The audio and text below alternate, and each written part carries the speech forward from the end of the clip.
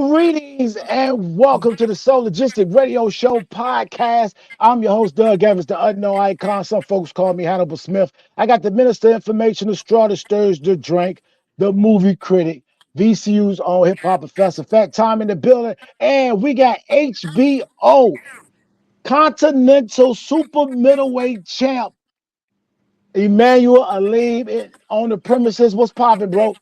What's up, man? How you doing? What's happening? I'm good. Look, before we get started, I want to thank you for coming out to the Hopewell Juneteenth Festival. I really appreciate that, fam. No problem. It was a great event. Glad to see everybody there. You had a lot of things popping. The food was good, and a lot of people in entertainment. It was great. Aleem, excuse me. I need to borrow 30 of your seconds a minute. I got to get some stuff off my chest.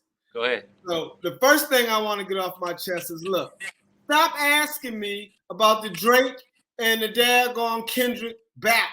Listen, it's good for hip-hop. They entered into hip-hop just like this man is in boxing. They in hip-hop. If a hip-hop head call out another hip-hop head and he get done left, right, and body, it is what it is. Don't be talking to me about what he said and should he have said this. And it's called battle rap for a reason. If you're going to jump out there off the porch and start talking junk for somebody, whatever they say, once you hit somebody, you cannot hold them accountable for what they do to you. You slap one man and one man beats you unmercifully. The other man says he turns to the other cheek. Kendrick did not turn to the other cheek. The next So speaking about getting hit, Immanuwel, what made you want to get into boxing?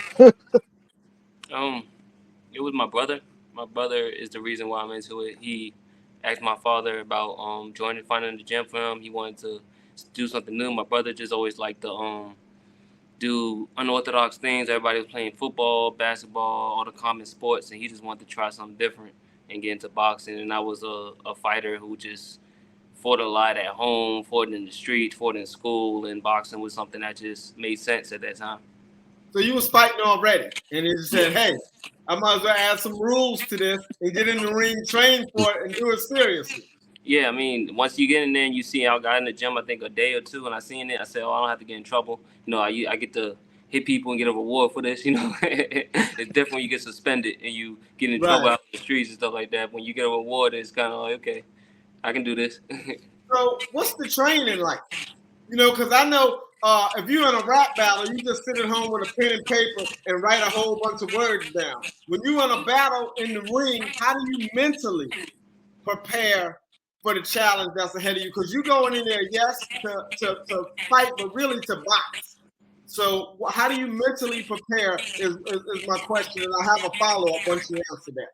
I mean, you have to be mentally prepared like a soldier. My dad was trained militant, and, he already had us with a soldier mindset. And, like soldiers, you go for battle, which means you have a side, you have to have a plan, you have to practice, you got to prepare for war. So that's how I prepare myself going for war. I don't look at this just as a competitor. I'm just going in the ring. I look at this as a warrior. We had gladiators. This sport goes to gladiators, where people fought for certain sides back in the days, where red and blue, we know democracy and Republican and Democrat, like literally people died their lives for certain parts they represented. So boxing is the same concept for me. I prepare that way, mentally, physically. I prepare to demolish my opponent as much as possible. I prepare all around. Martial arts does the same thing. Like in Southwestern Kung Fu, they prepare their whole body for all type of punishment and everything, for whatever they have to endure. And that's the same way I go into it. Have to be mentally ready, physically and spiritually, all aligned. So that you kind of answered my next question, which was really going to be, do you approach it from a standpoint of points? Because, when you look at like some fighters, they fight and they just want to score. And some fighters, they want to go out there and maybe knock the opponent out and not necessarily hurt him, but really physically abuse him. So would you consider yourself a person going for points or some combination of both? I feel like I'm just whatever's needed to be. I've been like since I've been in school, since I've been let's just say myself for my whole life, I always try to be the best in my class or whatever I need to do. If that is being the best points, knockout, punch, counter, whatever I need to do to be the best at it, I do all of the above. I don't settle myself for one particular because that's how you can just break a fighter down when you know one person is good at one thing. So when you shut that off, what other things are they good at? I try to make sure my cup is full on all areas is head movement, whether it's knockout, whether it's combo, whether it's points. I try to master every level, and that's the goal of a fighter. Not a lot of fighters could do every level, but the greats try to master all levels. And Who do you have with you right there? Oh, I'm sorry. Go ahead. you're a very entertaining fighting. Like your fights are very entertaining. How did that come about? I mean, how did that come about? I mean, I guess it's just my will of a fighter. You know, I don't have a will not to give up. I have a will to give my all, no matter how big, how strong, how fast. And I guess that becomes entertaining. When people have a certain amount of fear on certain opponents, I don't have that fear. My dad and my coach hasn't put that fear into me since I was young, you know. So I've won against the biggest guys when I was a 14, 12. I'm sparring against pro fighters and bigger guys. I always felt like I was on that level before I was on that level. So it doesn't matter. When they hit me, I hit them right back. I don't think about, oh, he's too strong, he's too fast. It's like I can match that as well. So I guess that becomes entertaining. I'm going to give my all. And I think that's what the fans love. They love somebody who's going to give their all, their last breath, their last energy, whatever it is to be the best. And that's what I do. I adapt to whatever I need to do. So tell us about this fight. You got the big fight coming up Saturday, July 20th. It's going down. Talk to us about the big fight that's coming up. Oh yes, it's a Jesus Promotions card. I'm the main event. You know, this will be going for my 21st win. I got a guy who's durable, who's coming to I'm defending my belt first of all, the UBO Continental Championship, and I have a guy who's coming to take that and just defeat me. You know, defeat me and what I'm trying to gain, become a world champion in the super middleweight division. You know, with the likes of Canelo being the number one guy and other fighters that's there. You know, my name, I'm looking to be amongst that. So, you know, this opponent looks to training and prepared and signed the contract, believing that he can beat me and stop me in whatever glory I'm trying to gain. So that's my that's my target for July 20th, and I have to make sure he doesn't succeed on that. And I'm just going to do the best of my ability, which I've been doing. Where's that So fight at? Maryland Live Casino in Hanover, Maryland, I believe. Okay. yeah. So give us a little insight of the fight game. How hard is it to get those big fights that you want to get? How hard is it? It's extremely hard. I mean, the boxing game is not as clear cut as other sports. It's not as like basketball and football where you have certain schedules and have certain people that know that you're supposed to do this. It's kind of all over the place, and you need somebody who can guide you. You can't just pick up a book or just go into the sport and say, "Hey, I'm gonna do this and become a champion." It's like it's so much work, it's so much knowing this person, it's so much behind doors, it's so much. It's nothing that's clear cut, you know, the sport. So it takes a lot of trial and error. We didn't have nobody holding our hand coming to this. We got this out the mud. My dad, you know, brought 3 kids in there to train, and he eventually became a coach, which eventually made us become amateur champions and pros, and to this point. So we had to learn all the way on the way, and that's what got us to this far. It took over 18 years. So the thing is like some people are blessed to have other people that can guide them, but not the whole sport entirely is easily guided. So it's a lot of research, it's a lot of trial and error, it's a lot of being in the right place at the right time, it's a lot of fight, and that's what we've been through to get to this point. So it's a little bit of luck, but a lot of hard work, a lot of hard work. How many fights do you have like in a year? In a year's time, how many times do you fight? It depends. This will be my third, if it count from last year to now. This will be my third, and I'll have another one coming up in November, I believe. So that'll be almost 4. But usually, you can have up to 4 to 9 fights, depending on the promoter and the fighter. And when you're at a bigger level, they don't fight as much because the timing for training, the bigger, the magnitude, the promoters, the television, all that stuff comes into a factor. So it takes more time. But in the amateurs, you fight a lot. You can fight a lot in a little bit of time. But as a pro, it's more sectioned out. So so when you have a belt, like how do you then get into like the WBC belts? Like how do you get, there's different, I'm assuming leagues or associations. So how do you get to fight in other associations?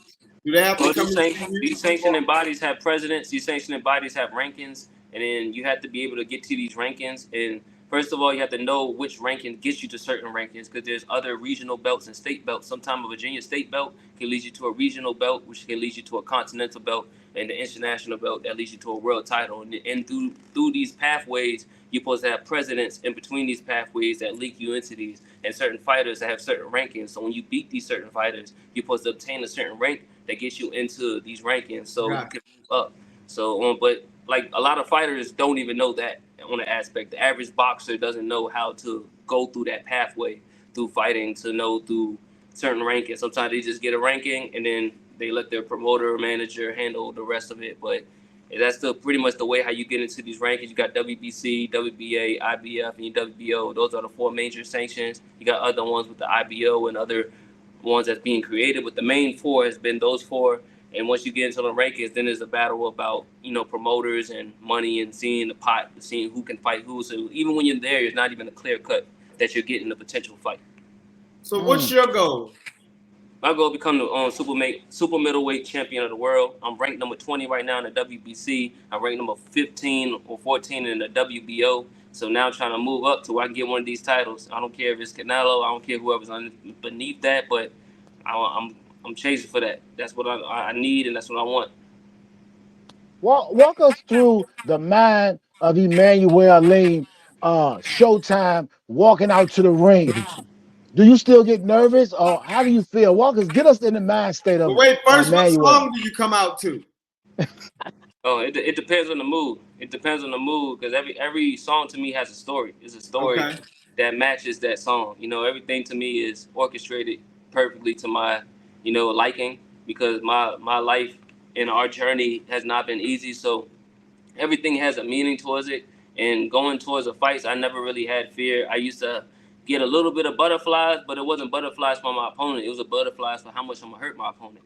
That's just all it is. And that's been going for a while, and there's even more going now. So I don't think I get nervous. I just know what I'm gonna do. It's like I told you earlier, preparing for war. I'm a soldier. I don't go out there trying to show fear and show that weakness. I go out there trying to execute. So when it's game time and it's time to put these gloves on, once the gloves are locked on, that's it. Ain't no turning back. Ain't no time to have fear. There's no time to feel any type of anything that's gonna give your opponent any leverage. That's what I don't give. I don't give 100% or even 1,000% to myself at that moment. I rise up to the occasion versus, detour away from it. So when you get so we got you in the ring, you have no fear. Now, once you get the first shot on your opponent, how do you feel then? You're like, oh, I'm going in for the kill. I taste blood at that point. I'm like a shark. That's all I need. A few more blood drops after that, saying just a matter of time before I go for the kill. But it's just a matter on the opponent. I can't say what happens, because I don't try to go straight ahead. I don't try to be so headstrong, but the first punch means everything, because that tells it all for me.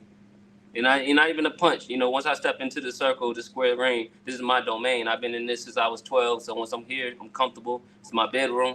I done been around these 4 ropes. I done moved around. I done bounced around, punched a lot of times, spent a lot of hours in here. So once I'm in my comfort zone, that's all she wrote after that. What about when you take a shot? Now we in the mat. Now we got you in the ring. You done gave him a shot. You all in, blood in the water. Now when you take a shot, what do you feel about now?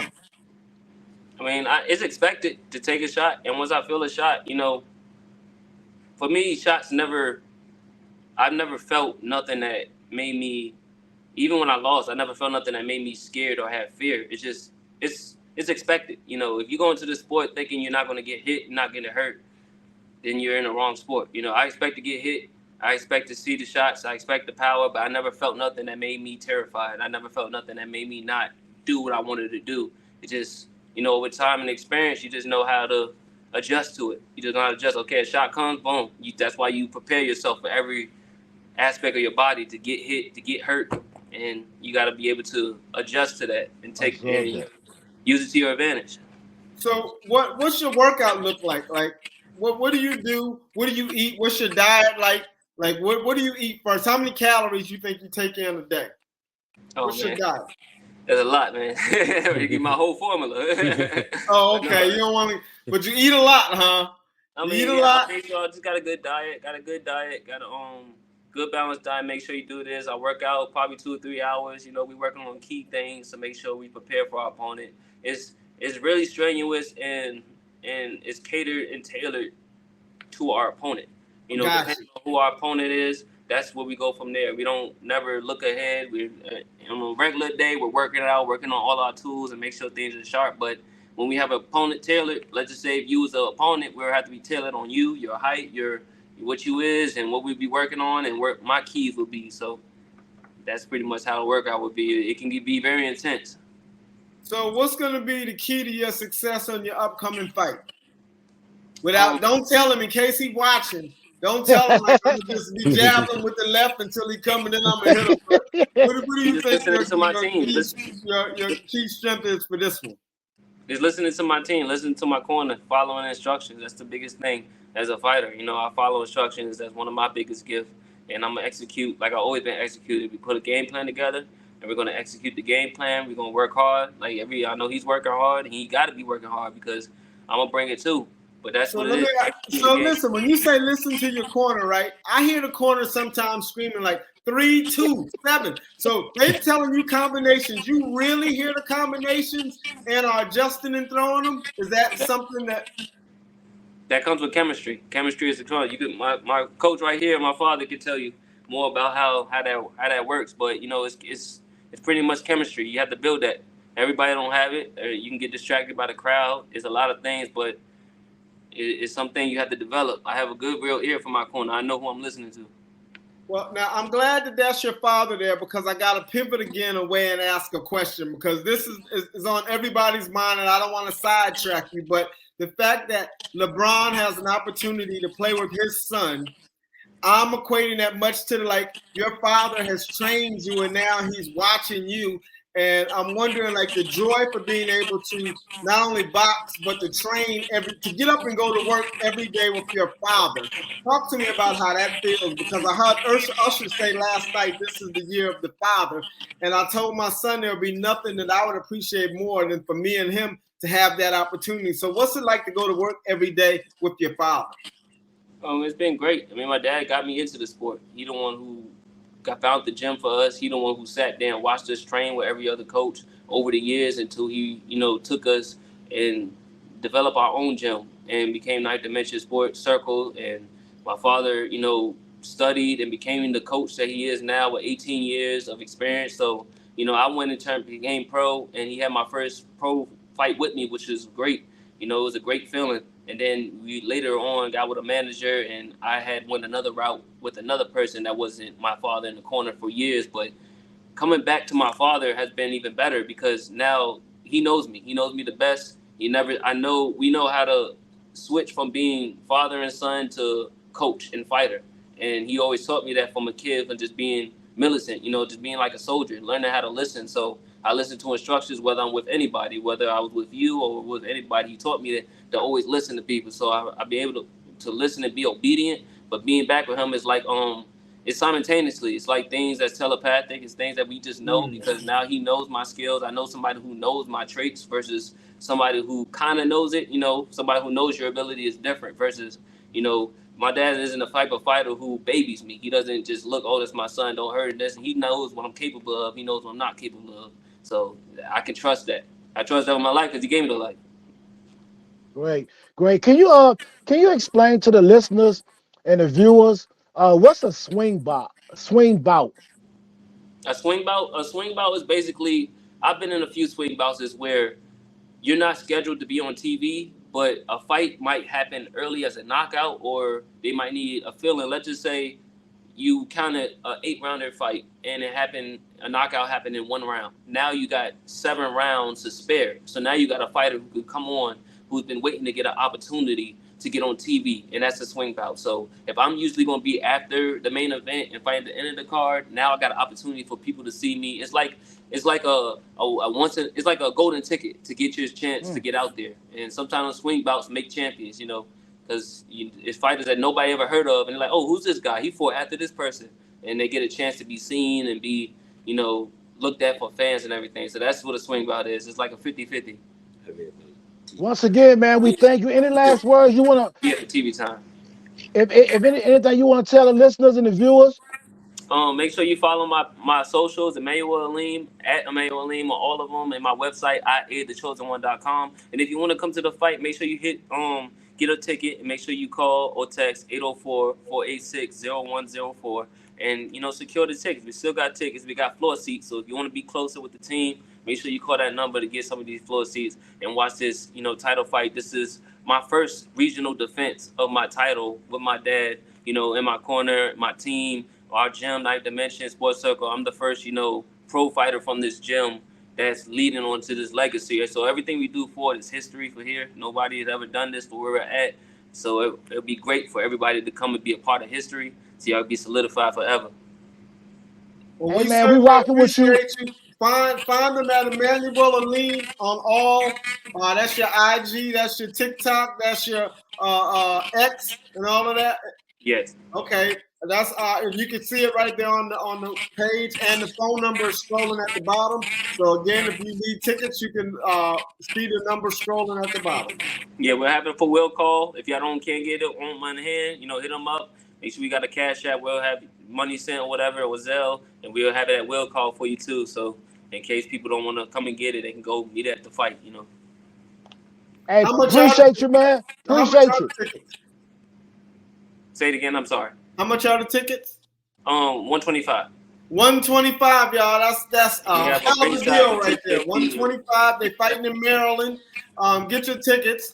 Go right online or call that number right now. It's scrolling at the bottom. Tell them one more time. 804-486-0104. Beautiful. Thank you, brother. There it is. Support that brother, man. We got a champ on the premises. Once again, man, I appreciate you. Thank you, man. Also, they got to be here now. We don't want no latecomers trying to get on after he knocked this man out, and then he's about to be the champion of the world. We want y'all now. So support this is what shout really, your nephew. Who's your nephew? Shout out my nephew, Najee Wright, who just won the national championship international Wichita. The international championship in Wichita. He's with the 17, 16, 17 age bracket 201 plus. He just won his third national title, and he's up and coming. He's my nephew, and he's somebody on the rise too. And wow. My coach was my dad, Omar Aleem, as well. And thank you. Thank you, Immanuwel. Oh, and Charles Williams as well. Yeah, you're welcome. What up, champ? Shout out to champ, man. All right.